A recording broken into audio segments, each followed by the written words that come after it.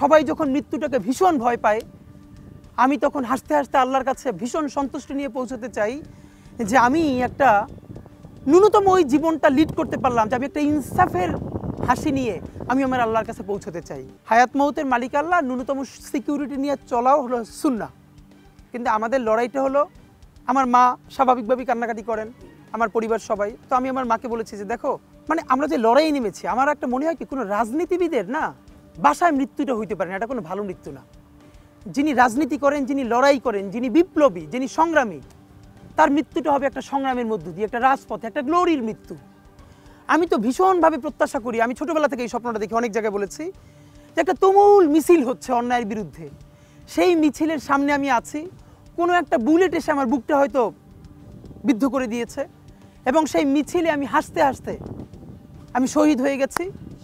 এবং সবাই যখন মৃত্যুটাকে ভীষণ ভয় পায়, আমি তখন হাসতে হাসতে আল্লাহর কাছে ভীষণ সন্তুষ্টি নিয়ে পৌঁছতে চাই যে আমি একটা ন্যূনতম ওই জীবনটা লিড করতে পারলাম, যে আমি একটা ইনসাফের হাসি নিয়ে আমি আমার আল্লাহর কাছে পৌঁছতে চাই। সুতরাং আগামী 50 বছর বাঁচলাম, কোনো ইম্প্যাক্ট তৈরি হলো না আমারই দিয়ে, দেশের জন্য, রাষ্ট্রের জন্য, উম্মার জন্য, জাতির জন্য।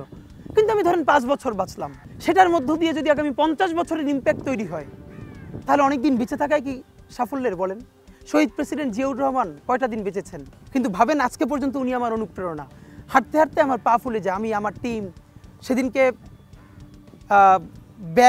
ব্যাগের মধ্যে জুতো নিয়ে তারপরে একটা শপিং মলে ঘুরছিলাম, মানে পা ফুলে গেছে, পা জুতোয় ঢুকাতে পারছিলাম না। তো জিয়াউর রহমানের একটা ওনার গল্প মনে পড়ছিল, যিনি মাইলকে মাইল যখন হাঁটতেন, ওনার সাথে স্টাফদের পা ফুলে যেত, কিন্তু ওনার তো আর্মি ট্রেনিং আছে। তখন তাকে বলতো যে স্যার আপনার তো আর্মি ট্রেনিং, আমরা তো আর পারি না। এই জন্য ওনাকে মানুষ রাখাল রাজা বলতো।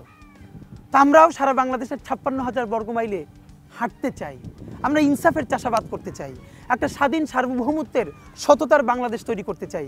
আল্লাহ যে কয়দিন হায়াতে রাখবেন এই লড়াইটা করব। যেদিন নিয়ে যাবেন আমি স্বপ্ন দেখে যেতে চাই, আমি আমাদের এমন টিম, আমি আমার সন্তানকে রেখে যেতে চাই, আমার মৃত্যুর পরে যেন এই লড়াই বন্ধ না হয়, এই লড়াই যেন বাংলাদেশে কিয়ামত পর্যন্ত জারি থাকে।